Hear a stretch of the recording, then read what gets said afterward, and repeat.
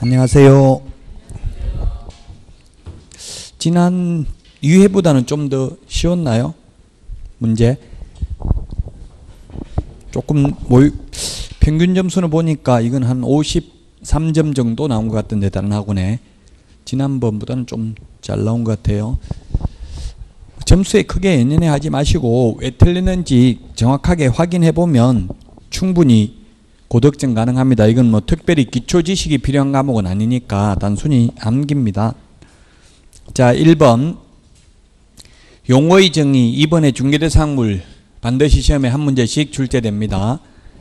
자, 용어 정의 1번 중개업은 다른 사람의 의뢰에 의하여 일정한 보수를 받고 중개를 업으로 하는 것을 중개업이라고 합니다.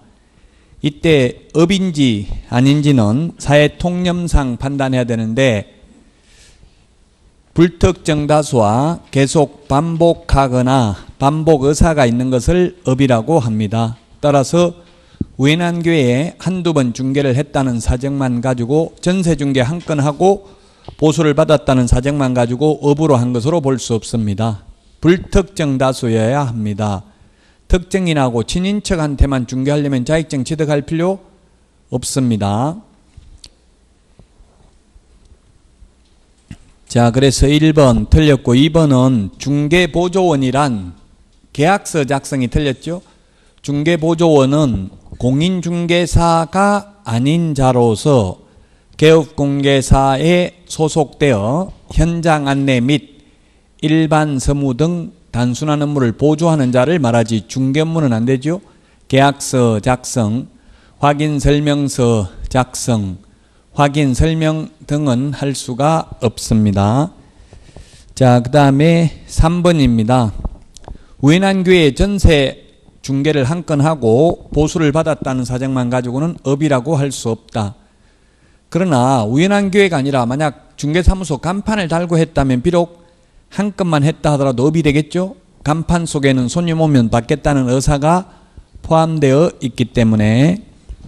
그래서 3번도 틀렸고요. 4번 중개업의 용어 정의는 등록하고 안 하고는 아무런 상관이 없습니다. 그냥 의뢰, 보수, 업 3개만 들어가면 중개업입니다. 등록을 하지 않고 이렇게 중개업을 하는 사람을 우리는 무등록업자, 무등록 중개업자 또는 무등록 개업공개사.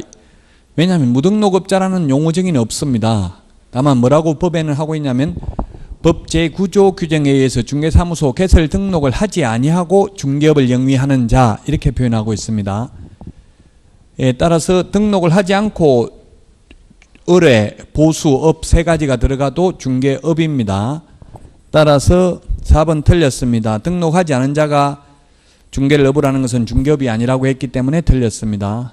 등록과 상관없이 등록은 개업공인중개사의 용어 정의가 등록을 한 자죠. 개업공개사가 등록을 한 자입니다.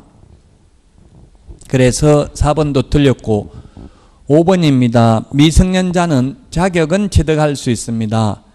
즉 법 10조 결격사유에 해당되어도 시험은 볼 수 있습니다.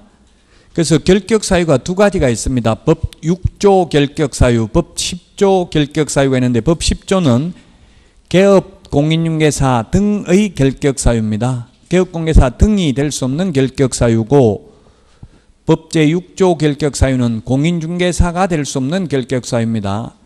공인중개사 시험 볼 수 없는 건 오로지 2가지밖에 없죠. 자격 취소되고 3년 미경과자, 부정행위하고 5년 미경과자만 시험 볼 수 없고요. 나머지는 시험은 다 볼 수 있습니다.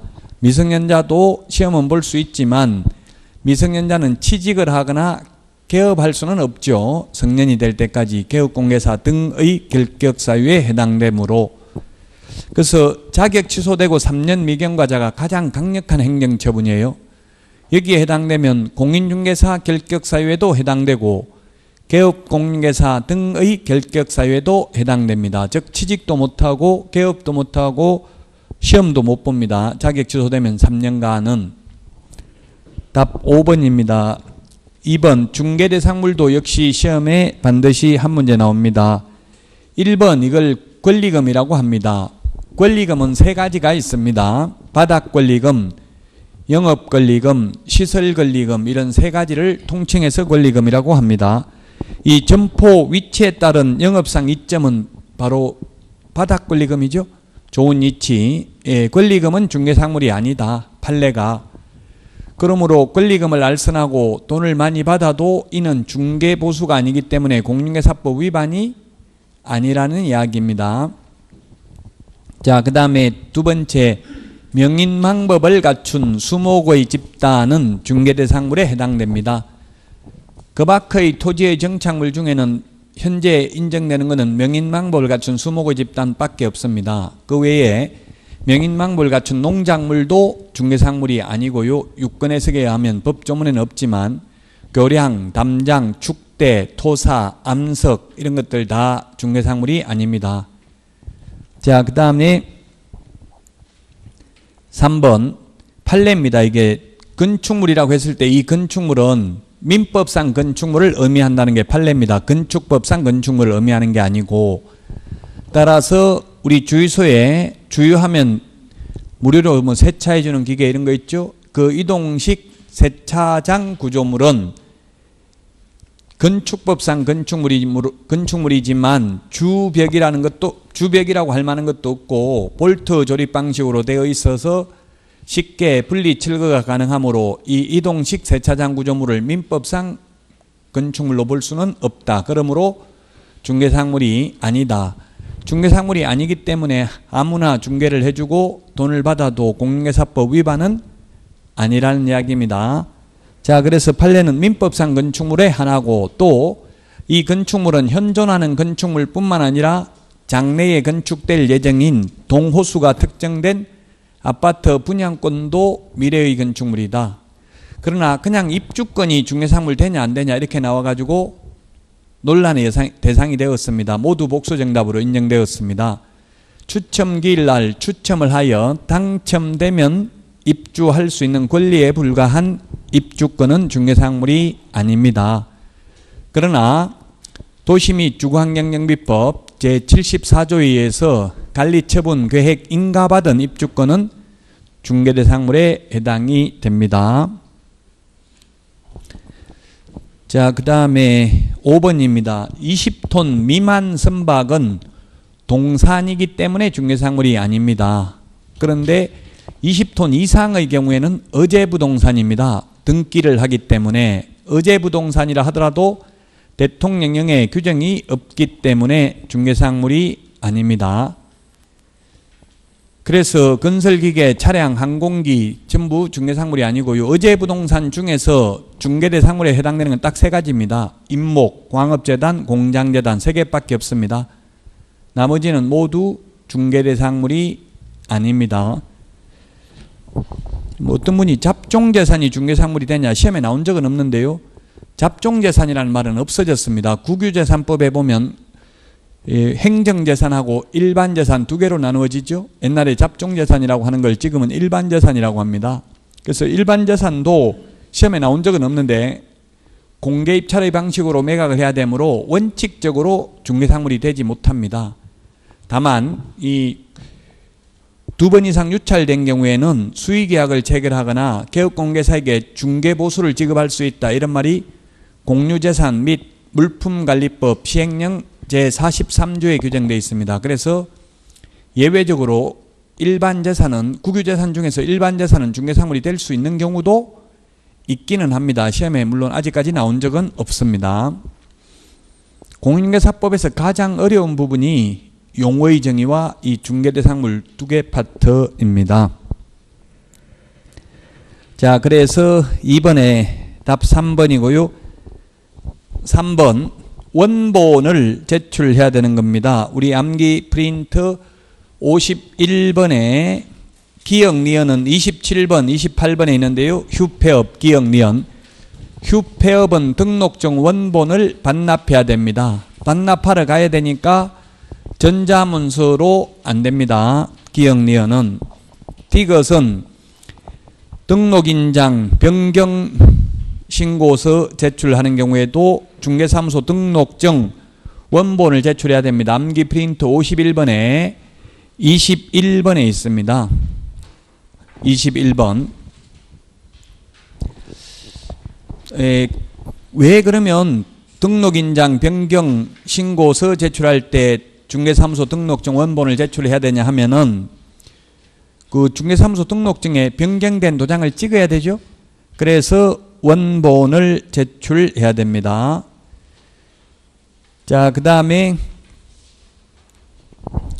사무소 이전 신고할 때에도 암기 프린터 51번에 21번에 있고요. 디귿은 리얼은 22번에 있습니다. 사무소 이전하는 경우에도 이전 전에 사무소 등록증 원본 반납하고 새로 받아야 됩니다. 이전 후의 등록관청에서. 그래서 원본을 반납해야 되고요. 근데 미음에 거래정보사업자 지정 신청할 때에는 암기 프린트 51번에 4번에 있는데 자격증 4번을 제출합니다.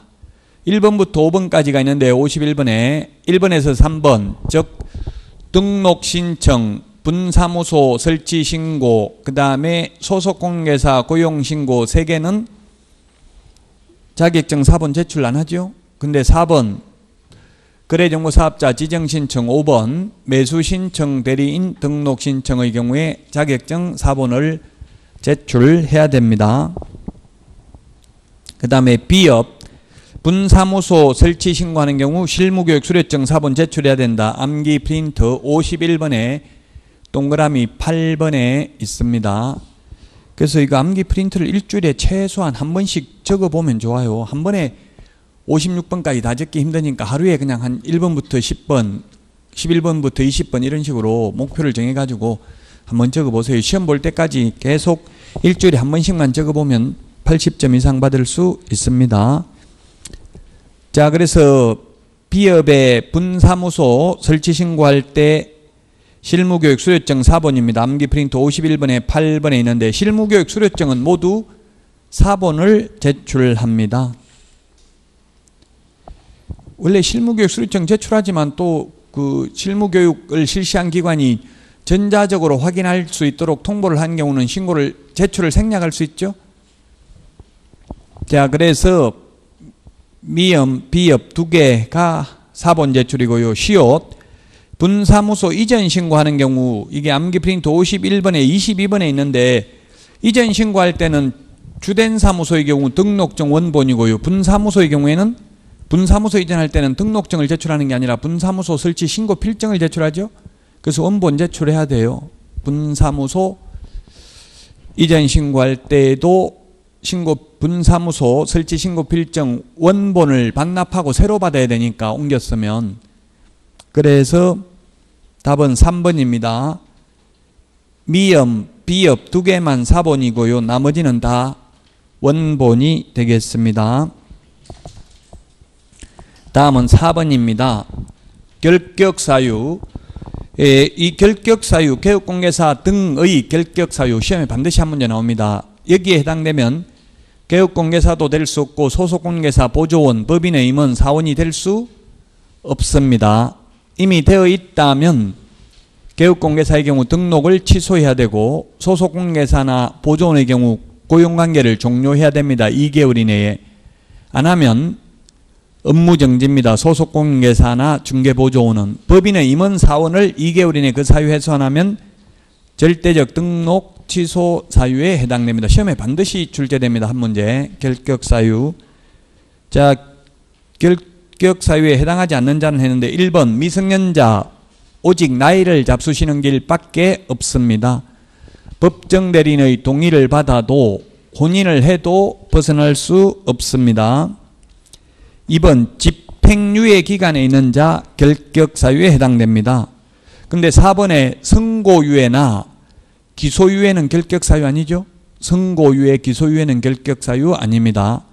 선고유예, 기소유예라도 포상금은 받죠? 신고를 했는데 신고당한 사람이 선고유예, 기소유예, 설령 무죄 판결 받아도 포상금 받는다 했죠? 공소제기하면. 그러나 결격사유는 집행유예만 결격사유에 해당이 됩니다. 자, 그래서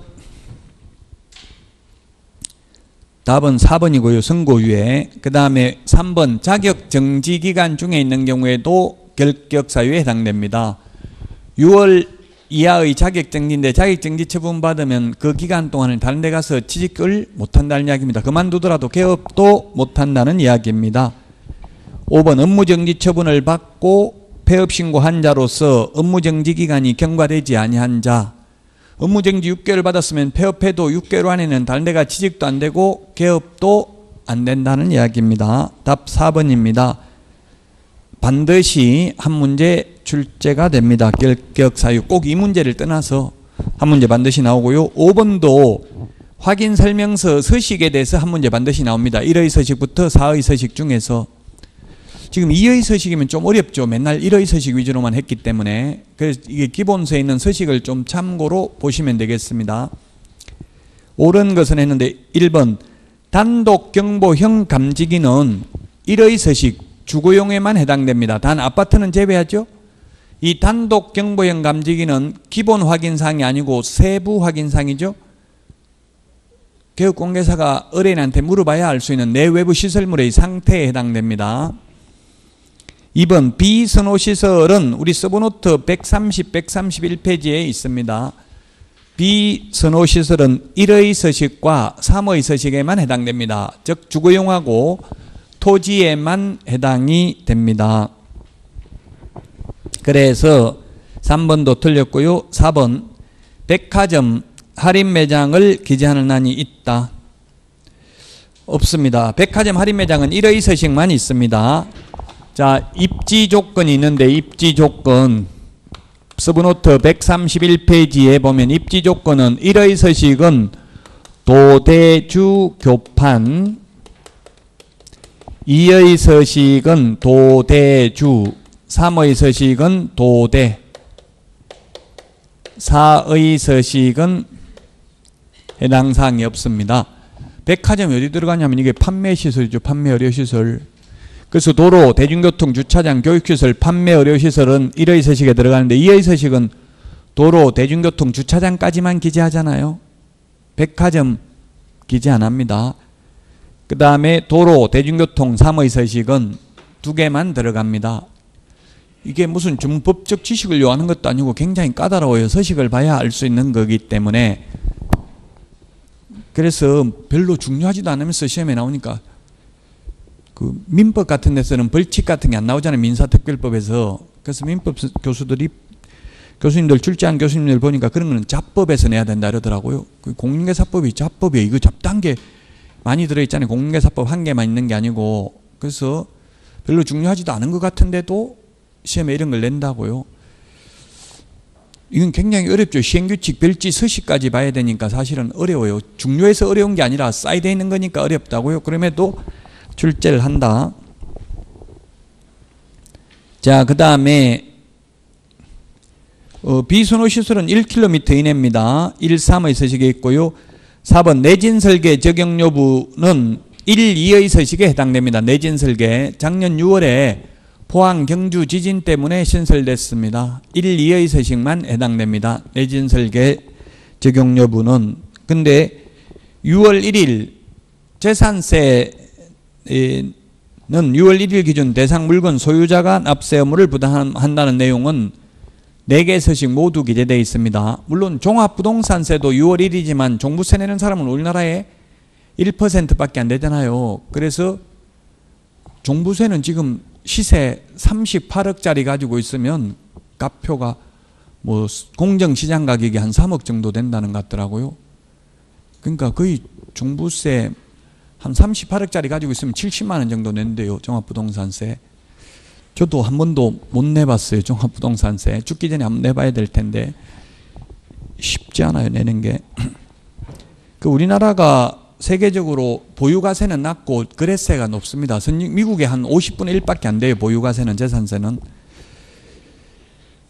자, 그래서 답은 5번입니다. 이게 왜 5번이 생겼냐면 이것도 작년 6월에 신설됐어요.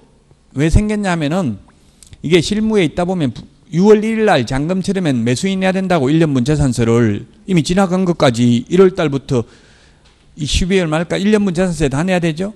그러니까 분쟁이 많이 생긴다고요. 잘못하면은 이게 집을 팔고 샀는데 판 집도 세금 내고 산 집도 내고 둘 다 낼 수도 있단 말이에요. 예를 들면 잘못하면 6월 1일 날 잔금 치렀으면 산 거도 내야 되고 파는 걸 만약에 파는 걸 6월 2일 날 팔았으면 파는 것도 내야 되죠. 6월 1일 날 가지고 있었으니까 6월 1일 하루 가지고 있는 분이 1년분 세금을 다 내야 되니까 그래서 이 분쟁이 생기기 때문에 이런 걸 서식에 기재해놨어요. 보라고. 자, 그래서 답은 5번입니다. 5번이 맞는 내용이고 5번은 모든 서식 공통적 기재사항입니다. 그 다음에 6번입니다. 허가구역에서 공시지가보다 높은 가격으로 토지거래 허가를 신청하였으나 불허가 처분을 받았다. 만약 공시지가보다 낮으면 낮은 가격으로 매수하거든요. 항상 낮은 가격이 있으면 낮은 가격이죠. 그래서 이 불허가 처분을 받았을 때 매수 청구했을 때 매수 가격은 공시지가죠. 선매 가격은 감정 가격이죠. 선매 먼저 사는 국가 공공기관이 먼저 살라고 할 때는 높은 가격을 제시해야 살 거 아니에요. 시세만큼. 감정 가격이라는 건 시세거든요. 그래서 선매 가격은 감정 가격, 불허가 처분을 받았을 때 매수하는 가격은 공시지가다. 물론 허가 신청서에 기재된 금액이 더 낮은 경우에는 낮은 가격으로 매수합니다. 공법에서도 다 마찬가지예요. 항상 낮은 가격이 있으면 낮은 가격이죠. 뭐 농지법 같은 데도 있잖아요. 한국농어촌공사에 매수 청구할 수 있잖아요. 만약에 그 농사 안 지어가지고 처분하라고 하면 처분 의무 기간 안에 처분이 안 되면. 자, 그래서 6번에 1번입니다. 매각 불허가 처분을 받았을 때 매수 청구했을 때 매수 가격은 공시지가, 그 다음에 선매 가격은 감정 가격이라는 점을 주의하셔야 되겠습니다. 7번. 이 오히려 지문이 짧은 게 더 어려울 수 있어요. 법인인 개업공개사와 공인중개사인 개업공개사 차이점이 아닌 것. 답은 5번이죠. 고용신고는 둘 다 고용신고는 업무 개시 전에, 고용관계 종료신고는 사후 10일 이내에 해야 됩니다. 그래서 답은 5번이고 1번 겸업 제한은 법인에게만 겸업이 제한되죠. 6가지만 겸업할 수 있고 개인은 탑법에서 규제하지 않는 한 6가지도 할 수 있고 그 외의 업무도 할 수 있습니다. 2번 분사무소는 법인만 설치할 수 있습니다. 시험에 개인도 분사무소 책임자를 공인중개사로 두는 경우에 분사무소를 설치할 수 있다. X로 출제됐습니다. 자, 그 다음에 3번 업무보정 설정 금액은 법인은 2억 원 이상, 개인은 1억 원 이상입니다. 4번 인장 등록인데 등록할 인장인데 법인은 법인 인감도장이어야 합니다. 상업등기규칙에 의해서 신고한 법인의 인장이어야 합니다. 그러나 자연인, 개인인 경우에는 7mm 이상 30mm 이내의 실명도장이면 됩니다. 성명이 나타난 인장이면 됩니다.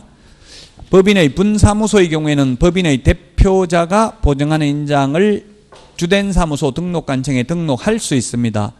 안 하고 주된 사무소 걸 가져다 써도 되는데 하려면 주된 사무소 등록관청에 등록을 하여야 합니다. 그래서 답 5번이고요. 8번입니다. 겸업 업무 암기 프린터 24번에 있습니다. 옳은 것은 했는데 1번 임대업은 안 되고 임대, 관리 등 관리 대행만 됩니다. 상업용 건축물 및 주택. 2번이 답입니다. 개발업은 안 되고 개발에 관한 상담업은 가능하지요? 2번이 답이고요. 3번은 공인중개사를 대상으로 하는 게 아니라 개업 공인중개사를 대상으로 해야 됩니다. 3번. 그 다음에 4번은 토지 분양 대행은 안 됩니다. 상가 주택 분양 대행만 가능합니다. 이것도 95% 이상입니다. 출제될 확률, 법인의 겸업 제한. 똑같이 이대로는 안 나오죠? 이대로 똑같이 나오면 문제 유출해. 제가 감옥 가요. 예, 그래서 뭐 출제하는 교수님들 많이 알고 있지만 이거 알려달라고 하니까 내가 머리가 나빠서 알려줄 수가 없다더라고요. 아무것도 뭐 알몸으로 들어가야 되는데 아무것도 못 가지고, 그러니까 이 문제 출제하려고 맘먹어도 거기 들어가서 이게 기억이 안 나가지고 출제를 못하는 거예요. 그래서 알려줄 수도 없고 똑같은 문제 하나도 안 나옵니다. 똑같은 문제는 안 나오지만 법 14조 겸업 제한에서는 한 문제 나온다 이 말이에요. 95% 이상. 토지 분양대행 X입니다. 상가, 주택 분양대행 가능합니다. 5번은 용역업은 안 되고 용역알선업은 됩니다. 용역이라는 건 노무를 제공하는 거, 이거 쉽게 말하면 노가다로 때우는 거죠. 즉 이삿짐센터 집 나르고 이렇게 직접 운영하는 거는 안 되고 이삿짐센터 소개하는 거는 된다고. 소개업은 실제 돈 되는 걸 못하고 또록 하고 있는 거예요. 골목상권을 보호하기 위해서 외국의 대형 법인이 들어와서 우리나라 영세한 개인개업공개사 망하게 하는 걸 방지하기 위해서 이렇게 법인에게만 겸업을 제한하고 있습니다. 8번에 답 2번입니다. 9번입니다. 벌칙인데 1번 부동산거래 신고와 관련된 과태료는 신고관청이 부과합니다. 신고관청은 부동산 소재지 시장군수구청장이고 등록관청은 사무소 소재지 시장군수구청장이죠. 2번 신고관청이 과태료를 부과한 경우에는 10일 이내에 등록관청에 통보해야 됩니다. 부과사실을. 그 다음에 3번입니다. 거짓신고, 부동산거래 신고를 거짓으로 한 경우에는 100분 5, 취득가격의 5% 범위 내에서 과태료를 부과합니다. 옛날에 취득세 3배였는데 바뀌었습니다. 작년 6월달에, 작년에 다 바뀌었습니다. 그래서 답 3번입니다. 틀렸습니다. 4번 외국인 부동산 취득 특례에 의해서 외국인이 계약일로부터 60일 이내에 부동산거래 신고를 하지 않거나 거짓으로 신고한 경우에도 300만 원 이하의 과태료입니다. 외국인 특례가 아닌 경우 거짓 신고하면 5% 과태료죠. 100분 5. 그래서 4번도 맞고요. 5번은 개업공개사에게 부동산거래 신고를 하지 아니하게 하거나 거짓으로 신고하도록 요구한 자, 거짓 신고를 조장하거나 방조한 자, 거래대금 지급증명자료 외의 자료를 제출하지 않는 자, 60일 이내에 부동산거래 신고하지 않는 자 4가지가 500만 원 이하의 과태료입니다. 부동산거래 신고 등에 관한 법률에서. 부동산거래 신고 등에 관한 법률에서는 외국인 특례 빼고는 100만 원 과태료는 없습니다. 물론 외국인 특례에는 100만 원 과태료가 있죠. 계약 이외의 원인으로 6월 이내에 신고하지 않거나 계속 보유 신고하지 않는 경우는 외국인 특례는 100만 원 이하의 과태료입니다. 3번입니다. 답은 3번은 100분 5, 5% 과태료다. 취득세 3배가 아니고요. 거짓 신고한 경우. 10번 거래정보사업자 지정 취소할 수 있는 사유 아닌 것. 거래정보사업자 지정 취소 부운정 1회 이렇게 했죠. 부운정 1회. 거짓 부정한 방법으로 지정받은 경우, 운영규정을 위반해서 정보망을 설치 운영한 경우, 정보 거짓 공개한 경우, 지정받은 날로부터 1년 이내에 정보망을 설치 운영하지 않는 경우. 1년입니다. 그래서 답 4번이죠. 3개월이 아니고 1년입니다. 자, 3개월은 어디 나오냐 하면 우리 지정 신청하면 30일 이내에 지정서 교부해야 되고 지정서 교부받고 나면 3개월 이내에 운영규정 제정하여 승인받아야 되죠. 1년 이내에 정보망을 설치 운영해야 됩니다. 1년. 그 다음에 사망, 해산 등으로 정보망 설치 운영이 불가능한 경우 지정을 취소하여야 한다가 아니라 할 수 있습니다. 그런데 5번처럼 사망, 해산의 경우에는 청문을 실시하지 아니할 수 있죠.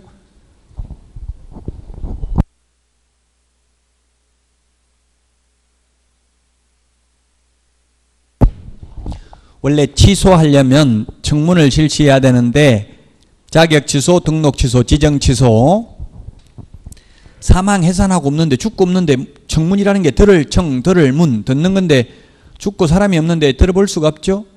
법인 해산은 개인 죽는 거하고 똑같아요. 그래서 개인 사망이 있기 때문에 이 거래정보사업자는 개인도 지정받을 수 있어요. 이론적으로는. 물론 현재 지정받은 업체는 한방, PC버전, 한국공인중개사협회만 있습니다. 세대한공인중개사협회도 정보망 없어요. 어렵다는 이야기예요. 이게 지정받기가.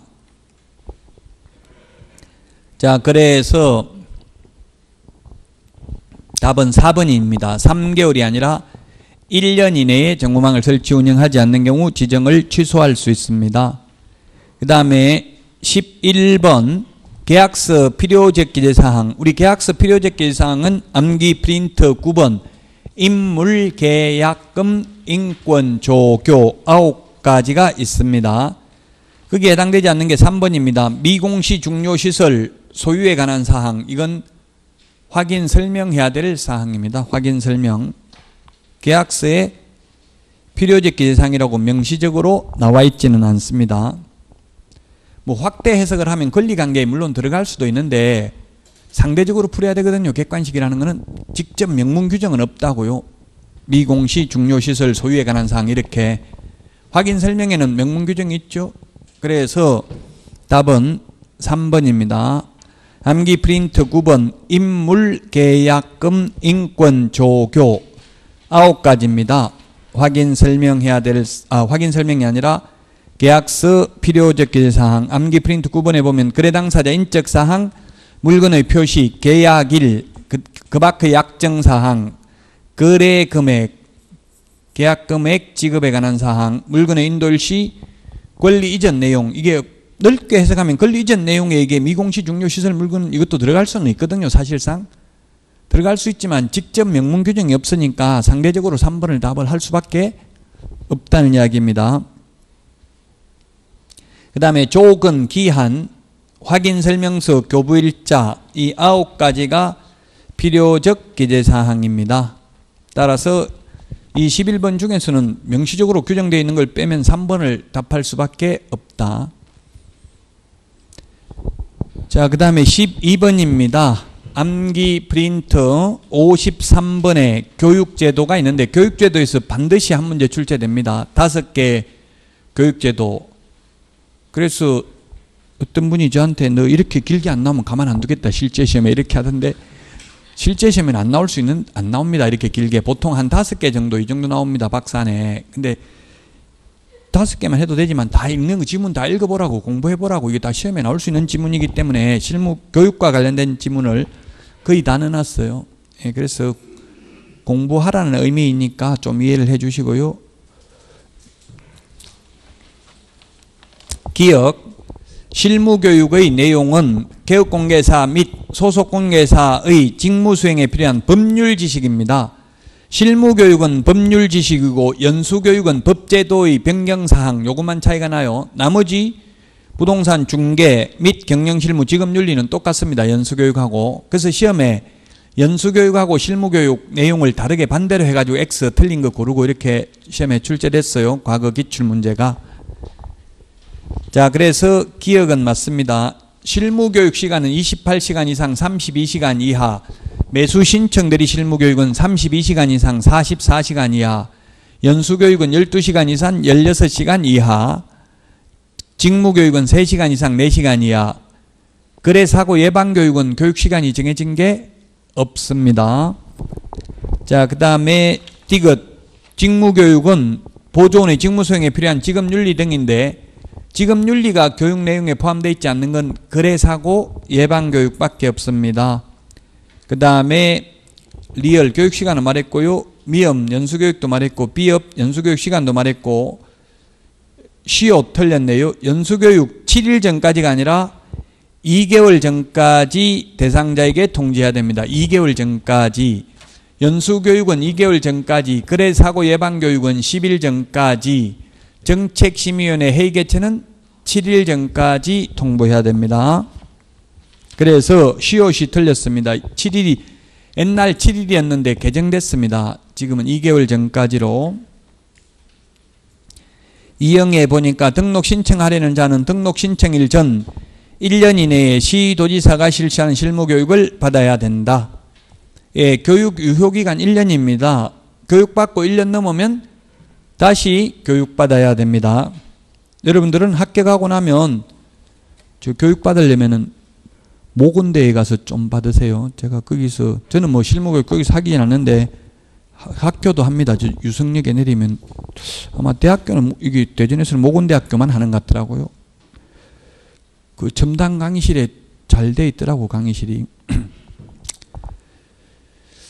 자, 그래서 그 아마 모군대에서 받으면 총장 명의로 줘요. 주류점. 그럼 총장 명의로 된 거 걸어놓으면 모군대 나오셨습니까? 이러면 그냥 겸손하게 공부 조금 했습니다. 이렇게만 말하라고요. 또 거짓말 시키면 안 되고요. 그 학교수 받으면 총장 명의로, 저는 뭐 동국대학교 사는데 행정대학원 원장 명의로 주더라고, 수료증을. 그러니까 대학원 나온 것 같잖아요. 수료증에 대학원장 이렇게 돼 있으니까. 서울에는 지금 대학교는 건국대, 한양대, 동국대, 서울벤처대학원 대학교 여기서 하고 있어요. 뭐 협회에서는 공제도 가입하니까 실무교육은 다른 데 받아보는 것도 괜찮아요. 보통 실무교육 수료증은 게시할 의무가 없죠. 사무소에 걸어놓을 필요 없죠. 근데 현실적으로 가보면 거의 다 걸어놨어요. 게시해놨어요. 액자에 넣어가지고. 굳이 할 의무는 없습니다. 자, 그래서 교육 유효기간 1년이다. 1년 안에 개업하거나 취직 못하면 다시 받아야 됩니다. 그래서 여러분들은 만약에 남 밑에 취직하려고 맘먹으면 실무교육을 미리 학교 가자마자 받아놓는 게 좋다 했어요? 안 받아놓는 게 좋다 했어요? 안 받아놔야 됩니다. 받아놓으면 절대 안 뽑습니다. 실무교육 수료했습니까? 받았습니까? 물어보면 예, 받았습니다. 이러면 그건 무조건 탈락이에요. 면접에서. 그냥 아니요, 안 받았는데 그건 뭐 하는 건데 그런 것도 받아야 됩니까? 이렇게 물어야 돼. 그러면 너 합격했다면 자격증 땄다면서 그런 것도 모르냐? 이러면 예, 찍어가지고 겨우 딱 60점으로 합격해가지고 전혀 뭔지도 모릅니다. 저는 뭐 개업할 생각도 없고 그래서 신경도 안 쓰고 그냥 사장님 밑에서 한 50만 원만 벌면 죽을 때까지 다닐 겁니다. 이렇게 해야 거의 뽑아줄 수 있다고요. 왜냐하면 실무교육까지 받고 바로 옆에서 개업하려고 맘먹고 있는 사람 뽑을 이유가 없잖아요. 가서 일 가르쳐주면 바로 옆에서 개업해버리면 멀리도 안 가고 바로 옆에 개업해. 또 배운 게 자기 배운 걸 개업하거든요. 배운 그 오피스텔 배웠으면 오피스텔에 개업해버린다고. 그 사실 취직하기는 좀 어렵습니다. 솔직히 말하면 왜냐하면 그 면접 볼 때 잘해야 돼. 뽑기는 뽑는데 여러분이 사장이라고 생각하면 어떤 사람을 뽑을지 역으로 생각해야 돼. 잘난 척한 사람 뽑겠냐고요. 뭐 몇 점 받았는데 85점 받았다 이렇게 하면 재수없다고. 절대로 안 뽑아요. 무조건 딱 60점, 60점 밑으로는 합격이 안 되니까 딱 60점으로 합격했다고 해야 돼요. 옛날에 많이 봤어요. 15회 때 어려운데 그 명함에다가 15회 공인중개사 이렇게 적어가지고 다니다가 다 왕따 돼가지고 지금 다 다 망했어요. 그걸 잘났으면 너 혼자 해라. 왜 뭐 공동주기 하자고 하냐 이렇게 나온다고요. 이 세상은 더불어 살아가야 되더라고요. 자, 그래서 실무교육도 1년이고 직무교육도 마찬가지입니다. 취직하려면 교육받고 1년 안에 취직해야 되고 안 하면 다시 받아야 됩니다. 그리고 그만두고 1년 안에 다시 취직하려면 안 받아도 되죠. 실무교육이나 직무교육이나 매수신청 대리 실무교육 다 마찬가지입니다. 사정교육은 연수교육하고 거래사고 예방교육은 사후교육이잖아요. 옛날에는 실무교육을 사정교육이라고 불렀어요. 근데 지금은 실무교육이라고 부르고요. 자, 그 다음에 기업의 실무교육을 받은 개업공개사 및 소속공개사는 실무교육을 받은 후 2년마다 시도의사가 실시하는 연수교육을 받아야 된다. 맞습니다. 티그에 보니까 국토교통부 장관은 시도지사가 실시하는 실무교육, 직무교육, 연수교육의 전국적인 균형 유지를 위하여 필요하다고 인정하면 해당 교육의 지침을 마련하여 시행할 수 있다. 지금 마련해서 시행하고 있습니다. 현실적으로. 그 교육 지침에 보면은 우리 실무교육에는 실무 수습을 포함한다 이렇게 돼 있거든요. 그 수습을 중개사무소에 가서 경력을 쌓아야 되는 게 아니고 그냥 실무교육을 할 때 5시간 이상 6시간 이하로 수습을 해야 된다 이렇게 돼 있어요. 제가 수습 강사를 해봤는데 수습하면 그렇게 하더라고. 그 이제 수습 그 보고서를 일지를 써내야 돼요. 뭐 배웠는지. 그러니까 그럼 계약서 쓰는 거 배웠다 하면 계약서 쓰는 요령 뭐 이런 거 몇 가지 적어내면 돼요. 일지를 적어내야 돼요. 수습을 배웠다는 걸 적어내야 되는 게 수습이라고요. 따로 중개사무소에서 뭐 6개월 경력 쌓아야 되고 그런 건 아닙니다. 그냥 실무교육 프로그램 안에 실무 수습이 포함되어 있습니다. 자, 그 다음에 마지막 틀렸는데요. 매수신청 대리인 등록을 하고자 하는 개업공개사는 등록 신청일 전 1년 이내에 지방법원장이 아니라 법원 행정처장이 지정하는 교육기관에서 경매 관련 실무교육을 받아야 됩니다. 따라서 정답은 4번이죠. 11개. 11개. 틀린 거 2개죠? 맨 마지막 거 틀렸습니다.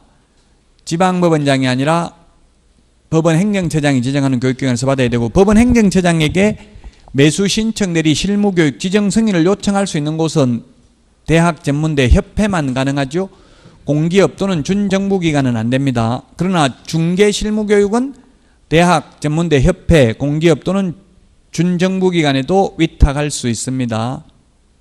매수신청 대리에서는 전문대학 이런 말이 있습니다. 근데 우리 중개실무교육은 고등교육법에 의한 학교라고 되어 있어요. 고등교육법에 의한 학교가 대학, 전문대, 방송통신대, 사이버대 다 포함됩니다. 고등학교는 중등교육법이죠.